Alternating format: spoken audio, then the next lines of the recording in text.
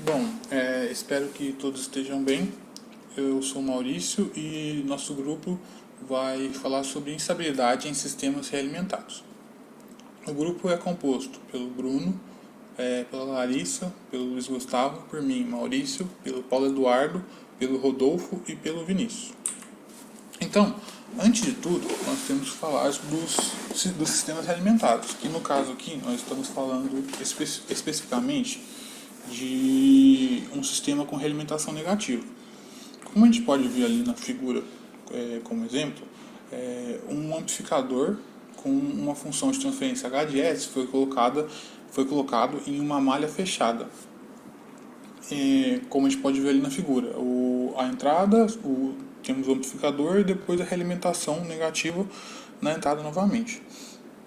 Então, nesse caso, a função de transferência dessa malha fechada ficaria como y sobre x, né, como a gente viu ali na equação, vai ser igual a HDS sobre 1 mais KHDS, que vai ser a nossa saída pela entrada, que a saída está sendo a saída do amplificador, e depois essa saída do amplificador vai ser a realimentada na entrada do circuito.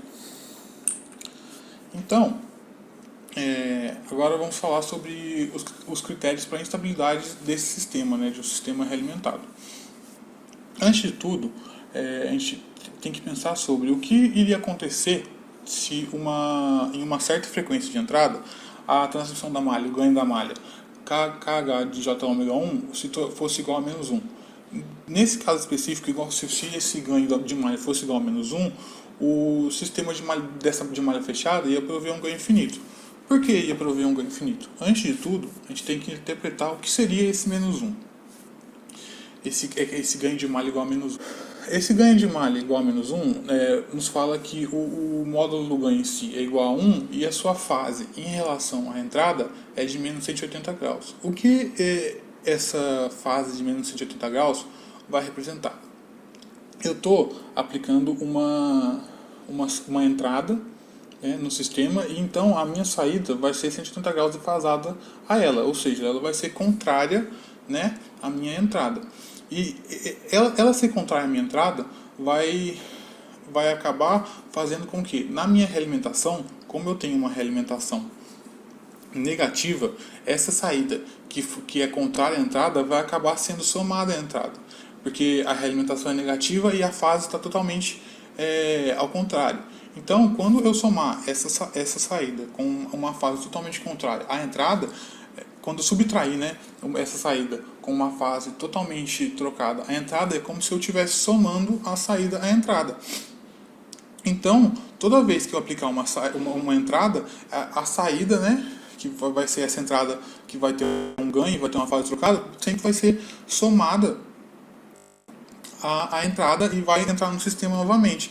Então, esse processo, né, de você de você aplicar um sinal de entrada, esse sinal de entrada sair amplificado e defasado, depois dele sair amplificado e defasado a 180 graus, ele ser sempre somado novamente à entrada, vai fazer com que o ganho seja infinito, porque esse ciclo, né, vai se repetir infinitamente, e a gente vai poder falar que esse ganho em si ele é infinito. E por que esse ganho infinito faz com que o sistema seja instável? Por exemplo, no caso de uma saída muito, muito pequena, eu vou ter, no caso de uma entrada muito, muito pequena, eu vou ter, mesmo assim, por causa do ganho ser infinito, o ganho ser muito alto, eu vou ter uma saída, né, expressiva no meu sistema. E essa saída ela contém ruído, porque essa realimentação de talvez um sinal muito pequeno, pelo componente que efetua, né, a subtração, que no caso vai ser uma soma, porque eu estou subtraindo um sinal totalmente defasado à minha entrada, essa operação, né, esse componente que faz essa operação, ele gera um ruído. E, novamente, como toda vez que minha entrada entra no sistema, ela sai totalmente defasada, ela sai defasada e é somada de novo na entrada. Então, esse ruído que está sendo gerado vai ser somado, vai ser amplificado muitas e muitas vezes. Então, por exemplo, nessa saída, nós vamos ter um ruído muito grande. Então, basicamente, né, esses critérios de estabilidade, que são os critérios de Barkhausen, não sei se é assim que pronuncia, esses critérios são esses. Se o ganho de malha fechada, né, for igual a 1 e a fase desse sinal de saída for menos 180 graus, que vai significar que ele é totalmente defasado ao sinal de entrada, isso quer dizer que o meu amplificador tem um ganho infinito, né? E esse amplificador tendo um ganho infinito significa que ele é instável, significa que o sistema oscila. Então, esses critérios, né, são os critérios para instabilidade de um sistema. Toda vez que você tiver um ganho, né, respectiva unidade defasada de 180 graus da entrada, você vai somar, né, como é feita a operação de subtração, esse sinal totalmente defasado, ele é somado à entrada e esses critérios, né, desse ganho sendo defasado de 80 graus, vai gerar, né, uma instabilidade do sistema. Bom, agora, né, depois de falar do sistema de alimentação, como ele funciona, que a gente tem um amplificador, né, colocado em um sistema de malha fechada, e a saída desse amplificador é subtraído novamente à entrada, nós vamos falar sobre uma condição de estabilidade, sobre as condições de estabilidade para um sistema de três polos. O que acontece em um sistema de três polos?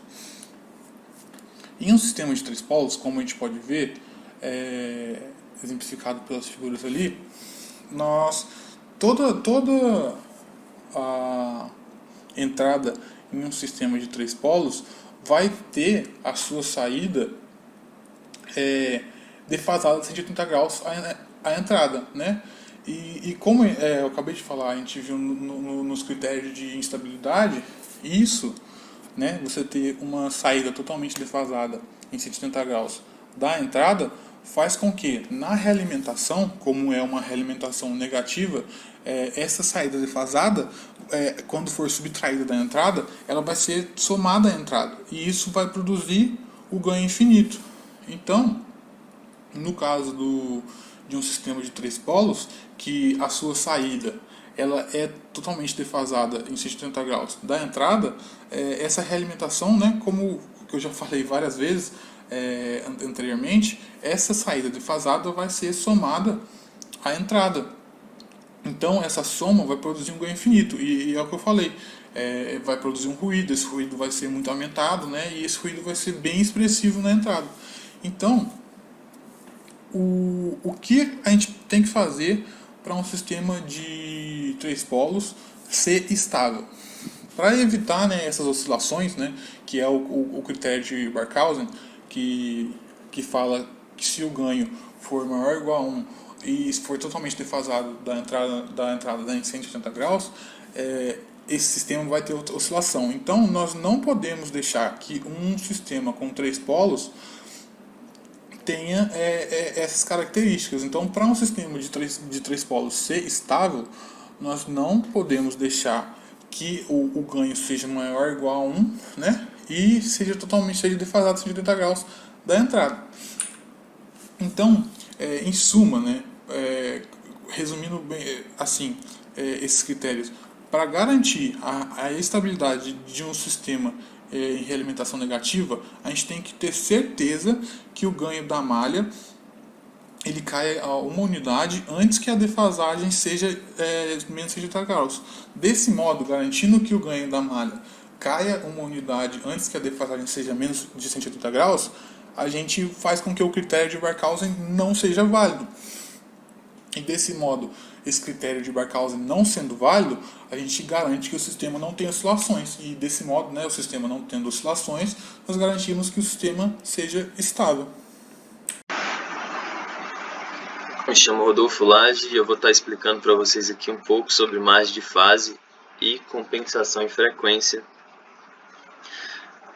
Margem de fase é uma medida para quantificar a estabilidade do sistema. Então vamos supor que a gente tem três sistemas diferentes e a gente quer organizá-los do mais estável para o menos estável. Então como que a gente faria isso? A gente calcularia a margem de fase que é dada por fase de KH de J ômega mais 180. A gente tem aqui 3 exemplos de sistemas que ilustram esse ponto. No caso, todos os sistemas eles produzem uma oscilação em resposta a uma entrada em degrau, né? Observando aqui na figura B, o ganho ele é ligeiramente menor do que a fase, deixando com que a sua resposta ao degrau persista por muito tempo, porque o sistema ele é marginalmente estável e se comporta mal. Portanto, um sistema bem comportado é obtido apenas se existir uma margem boa entre o ganho e a fase. A gente tem um exemplo bom aqui, que é o exemplo C, que a gente tem uma distância maior entre o ganho e a fase, e assim a gente consegue ter uma estabilidade um pouco maior no sistema. A gente repara aqui que a entrada do degrau ela é quase semelhante aqui na saída, na resposta de oscilação, porque o sistema é bem mais estável. É possível que após a conclusão de um projeto de um amplificador, por exemplo, a margem de fase se prova inadequada ou não eficiente, né? Então a solução é tornar o polo dominante magnitude, ou seja, diminuir a frequência dele. Essa tarefa pode ser realizada deslocando o ganho de ômega G de x em direção à origem, sem alterar a fase que é ômega P de x. Aqui tem um exemplo bem escrito aqui, que se um circuito de realimentação tiver a margem de fase insuficiente, deve ser compensado em frequência. O método mais comum consiste em reduzir a frequência do polo dominante, de modo a reduzir a frequência de transição de ganho. Em outras palavras, e analisando a figura 1 aqui, se o módulo de KH é forçado a cair para uma unidade de frequência mais baixa, então a margem de fase ela aumenta, né? E na figura B, ilustra um exemplo onde o primeiro polo ele é deslocado, mas os outros se mantêm sem alterar sua fase. Isso diminui o ômega de G de x em magnitude, aumentando assim a margem de fase.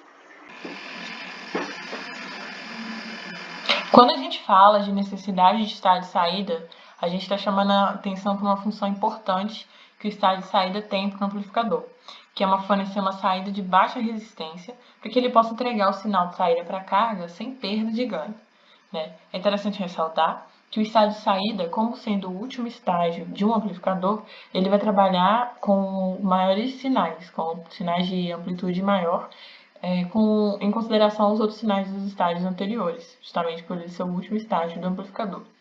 Então, é importante observar que para a projeção, para o projeto de um estágio de saída, ele deve fornecer a quantidade de potência exigida pela carga de forma efetiva. Isso vai implicar em baixa dissipação dos transistores, que formam o estágio de saída. Então é importante chamar atenção para esse ponto, porque faz total diferença na hora de entregar um sinal de saída para a carga. Agora, um pouco da classificação de estágio de saída. Os estágios de saída são divididos em classes. A gente vai falar de 4 classes aqui em específico: classe A, classe B, classe AB e classe C. No caso da classe A, ele é polarizado com uma corrente C e conduz durante todo o ciclo do sinal de entrada. No caso, o ângulo de condução dele vai ser 360 graus. O que quer dizer isso?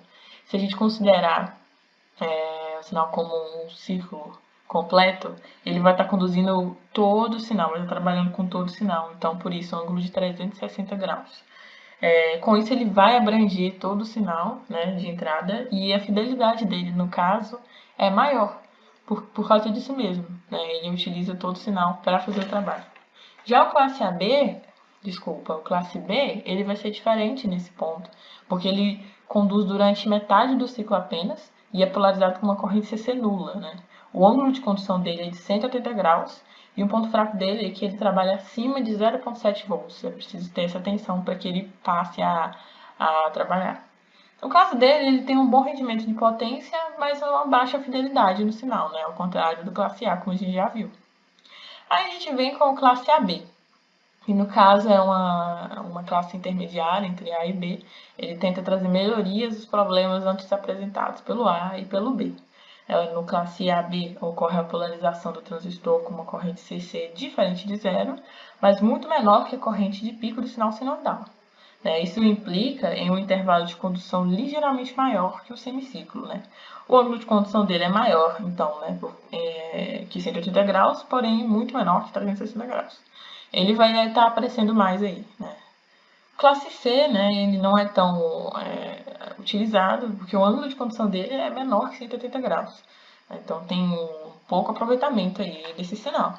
Porém, ele ainda é usado na amplificação da potência de radiofrequência, necessária em transmissores de celular, TV e rádio.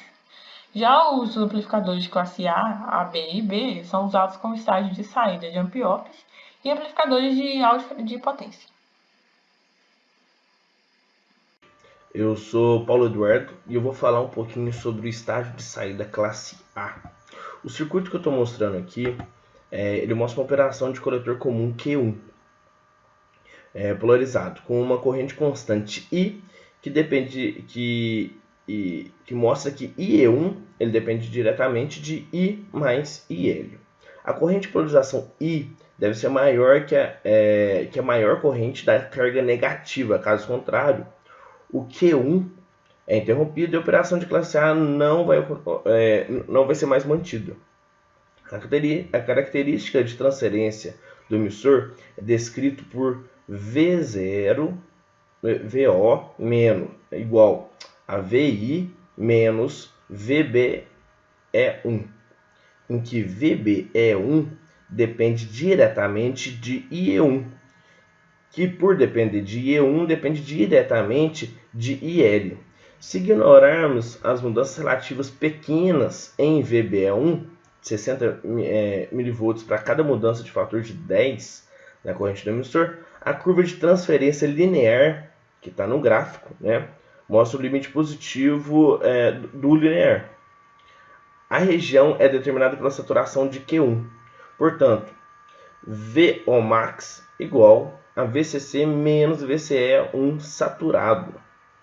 Na direção negativa, dependendo dos fatores de I e R, que o limite da região linear, determinado por Q1 desligado. Dessa maneira, mostra que VO mínimo é igual a menos IRL, que estava dependendo de I e R, ou por Q2 saturando, que aí ele entra como VO0 mínimo igual a menos VCC mais VCE1 saturado. A tensão de saída absolutamente menor é dada pelos gráficos do próximo slide que eu vou mostrar, e é alcançado desde que a corrente de polarização I seja maior do que a magnitude da corrente de carga correspondente, em que I tem que ser maior ou igual a menos VCC mais VCE2 saturado dividido por RL, isso em módulo. Esse gráfico mostra a característica de transferência da operação do coletor comum. Essa característica linear obtida ao negligenciar a mudança em VB1 com IL. A saída positiva máxima é determinada pela saturação de T1. Na direção negativa, o limite da região linear é determinado por Q1 desligando ou Q2 saturando, como tinha explicado aqui anteriormente, dependendo dos valores de I e RL, como estou mostrando aqui. Esses gráficos, eles mostram a forma de onda de sinal máximo no estágio de saída classe A do circuito anterior que eu estava mostrando, na condição de que I igual a VCC dividido por R, que isolando RL, ele fica RL igual a VCC dividido por I. Observe que as tensões de saturação do transistor foram desprezadas. A segunda figura, ela mostra a forma de onda correspondente de VCE1 igual a VCC menos VO.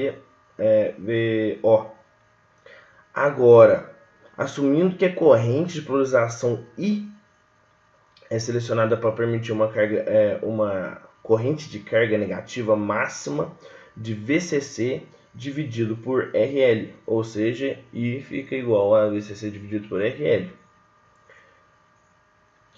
A corrente do coletor de Q1 vai ter a forma de onda mostrada no terceiro gráfico, que é o gráfico C. E finalizando, o quarto gráfico, ele mostra a forma de onda da dissipação de potência instantânea em Q1, admitido por PD1. Ele entra como VCE1 vezes IC1.